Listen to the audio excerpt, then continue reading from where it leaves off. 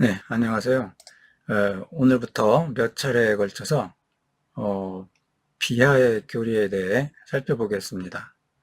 오늘 살펴볼 내용은 55에서 59항, 본디오 빌라도에게 고난을 받으사입니다. 55항, 왜 당신은 그의 생애에 대한 모든 이야기를 생략하고 탄생으로부터 곧바로 죽음으로 나아가는가? 여기서는 우리의 구속의 본질에 특별히 관계되는 일만을 말하고 있기 때문이다. 바르트는 여기서 칼뱅에 대해 약간 비판을 합니다. 개혁교회 정신 가운데 종교개혁 당시부터 20세기에 이르기까지 전통을 존중하되 비판적으로 라는 격언이 있습니다.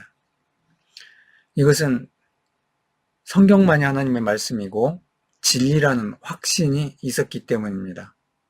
따라서 개혁파 사람들은 성경이 아닌 다른 자료들, 예컨대 교부전통, 개혁자의 가르침 등 모든 것을 성경에 비추어 비판하고 분석하고 고찰할 수 있다고 생각했습니다. 이것들은 성경 아래에 있고 그래서 상대화할 수 있다고 생각했던 것입니다. 바르트는 개혁자 칼뱅을 존중하지만 그러나 비판적으로 존중합니다. 개혁자가 바르게 가르친 것은 그대로 받아들이지만 오해하거나 잘못 생각한 것들은 철저히 비판적으로 지적하고 있는 것입니다. 바르트는 사도신경이 예수 그리스도의 생애에 대한 모든 이야기를 생략했다는 주장에 이의를 제기하는 것입니다. 복음서들을 보면 예수에 대한 모든 이야기는 그의 순환과 그의 십자가에 대한 이야기이며 나아가 그의 부활에 대한 이야기입니다. 순환, 십자가와 부활에 대해 말하면서 사도신경은 복음서의 기사들의 모든 요지를 상기시키고 있는 것입니다. 그래서 칼빈의 대답은 결정적으로 불충분하다고 지적하고 있습니다. 그러나 사실 예수의 생애, 그의 기적들, 그의 설교, 사도들과 그의 관계, 이 모든 것들은 모두 구속의 실체에 속하는 것들이 아닌가요?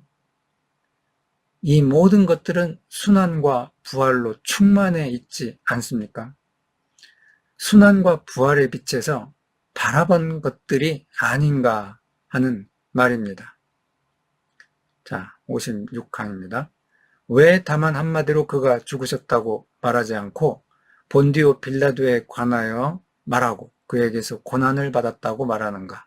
그것은 단순히 이 이야기의 확실성을 우리에게 증명하기 위한 뿐만 아니라 또한 그의 죽음이 유죄 선고를 포함한다는 것을 나타내기 위함이다. 57항, 이것을 좀 더 분명하게 설명하면 그는 우리가 받아 마땅한 형벌을 받으시기 위하여 또 이 일로서 우리를 그 형벌로부터 구하기 위하여 죽으셨다. 그런데 우리는 하나님의 심판 앞에서 악인들과 같은 가증스런 자들이기 때문에 그가 우리의 인격을 대표하여 이 세상의 재판관 앞에서 신문당하고 하늘의 재판관의 심판대에서 우리의 죄를 사하기 위하여 이 사람의 입에 의해 유죄 선고를 받고자 하신 것이다. 58항, 그러나 빌라도는 그의 무죄를 선고하였을 뿐 그를 악인으로 유죄 선고하지 않았다. 두 가지 것이 다 고려되어야 한다. 즉 그가 고난을 받으신 것은 그의 범죄 때문이 아니라 우리의 범죄 때문이라는 것을 분명히 하려고 이 재판관의 증언에 따라 무죄가 증명된 것이고, 그렇지만 우리를 해방시키려고 우리를 대신하여 유죄 선고를 받음으로써 그가 정말로 우리의 참된 대리자임을 나타내기 위하여 이 사람의 선고에 따라 장엄하게 유죄 선고를 받으신 것이다. 59항, 잘 말하였다. 만약 그가 죄인이었다면 그는 다른 사람들을 위한 죽음을 죽을 수 없었을 것이다. 그러나 그의 유죄 선고가 우리에게 있어서 해방이 되기 위하여 그는 불의한 자들 가운데 한 사람으로 간주되어야 한다. 그렇게 생각한다. 인간과의 일치와 연합 속에서 사람이 되신 하나님의 아들은 인간의 상황 속에서 고난을 당하는 것 말고는 다른 어떤 것을 할 수 없었습니다.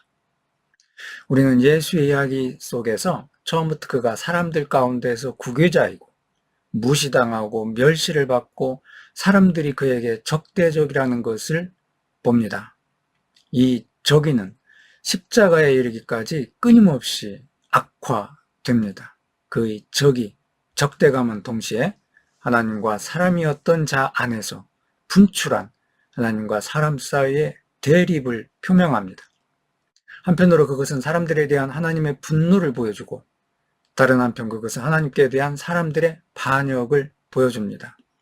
예수가 당하는 이 고난은 바로 이 대립, 즉 죄의 진정한 기원을 나타나게 하는 것입니다.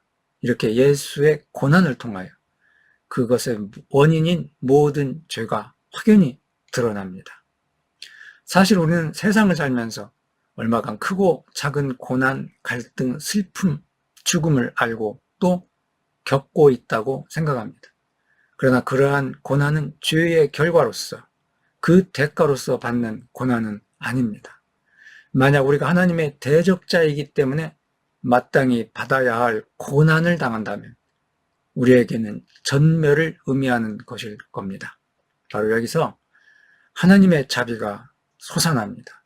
하나님 자신이 그의 아들의 인격 안에서 본래적이고 전적인 이 고난을 당하신 것입니다.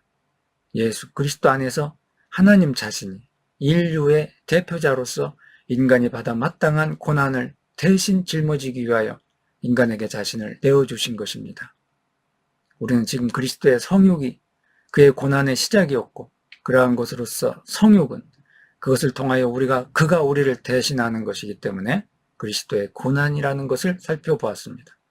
그와 같은 성육은 비하, 자신을 낮추심입니다. 처음부터 예수는 고난을 당하셨습니다. 말구 위에 태어나시고 헤롯에게 박해를 받고 이집트로 도피하는 그러한 여정은 바로 그 고난의 표징들입니다. 그리스도가 본디오 빌라도 아래에서 고난을 받았다는 것은 단지 하나님의 분노에 의해 언도된 유죄 선고의 엄숙한 선언인 것입니다. 칼뱅은 사도신경을 따라서 본디오 빌라도의 현재를 주장합니다. 그는 빌라도에게서 우선 순환설화의 신빙성을 부여하려고 의도된 역사적인 관련성을 봅니다.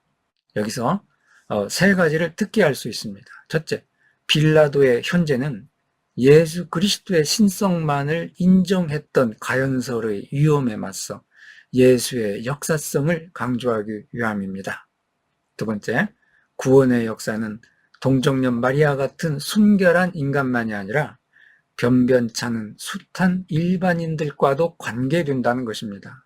셋째, 로마 제국의 총독 빌라도를 언급함으로써 정치적 영역이 사도신경의 지평에 들어오게 되었다는 점입니다. 따라서 신앙인들은 정치적인 책임성을 회피하거나 포기할 수 없다는 것입니다. 그런데 칼뱅이 빌라도의 현재를 통해 말하려는 것은 빌라도가 대표하는 세상의 구원이가 단지 예수를 고난당하게 할 수 있을 뿐임을 지적하고자 한 것입니다. 이런 식으로 세상의 죄는 터져나왔습니다. 그러나 또한 이렇게 하여서 하나님의 자비도 분출되었습니다. 왜냐하면 우리는 예수가 우리 대신에 고난을 당하였다고 이해하기 때문입니다. 그때 어느 정도 빌라도는 신약 성경을 성취합니다. 그는 예수가 죄가 없다고 무죄 선고하지만 그럼에도 불구하고 결정적으로 그의 유죄를 선고합니다. 그로써 우리에게 내린 유죄 선고는 제거가 되고 말게 됩니다. 그리스도의 고난은 필연적으로 그리스도의 신성이 칼뱅이 다른 곳에서 말하였듯이 반대 현상 아래 감추어져 있다는 것을 의미합니다. 그것은 그가 하나님에 의해 정해진 우리의 구원을 위해 우리의 고난을 대신 짊어지셔야 했기 때문입니다. 바르트는 이 부분을 고난과 승리에 대해 말하며 끝마칩니다. 아직 예수 그리스도의 십자가 안에서 고난과 승리 사이의 관계를 설명하는 일이 남아있기 때문입니다. 예수 그리스도의 역사는 모든 점에서 두 가지 계기들이 있습니다. 고난과 승리가 그것입니다. 왜냐하면 예수는 우리의 고난을 단지 짊어지셨을 뿐만 아니라 그것을 제거하시기도 하였기 때문입니다. 그래서 십자가의 메시지는 단지 슬픔, 패배의 메시지일 뿐만 아니라 또한 동시에 이미 승리와 부활의 메시지이기도 합니다. 그렇지 않다면 그것은 아무런 의미가 없을 것입니다. 성금요일과 부활절의 메시지 사이에 절대적인 차이란 없습니다.